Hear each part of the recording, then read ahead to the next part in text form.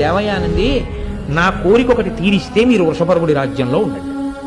ఈమెకి వశుడైన శుక్రుడు ఏమిటి నీ కోరిక అంటే ఆవిడంది నాకు వృషపర్వుని యొక్క కుమార్తె అయినటువంటి శర్మిష్ఠ దాసి కావాలి. నా దాసిగా మారితే నేను మళ్ళీ వచ్చి ఆ రాజ్యంలో ఉంటాను, మీరు కూడా రాజ్యంలో ఉండండి. ఇప్పుడు తన కూతురు మీద ప్రేమకి శుక్రాచార్యుల వారు లొంగారు, తన కూతురు మీద ప్రేమకి వృషపర్వుడు కూడా లొంగాలిగా. లొంగి నీకు నా కూతురు దాశావడమా పోతే పొండాను సందేహం లేదు. శుక్రాచార్యుల వారికి ఎక్కడికి వెళ్ళినా ఆ గౌరవం నడుస్తుంది. కానీ దేవయాని ఇలా శుక్రాన్ని తాను ఎంత పాటించాడో, ఒక బ్రాహ్మణుని కుమార్తె అయినా ఎంత కఠినమైన హృదయంతో దేవయాని ప్రవర్తించిందో మీరు ఆలోచించండి. ఇదేం సామాన్యమైన సంఘటన కాదది.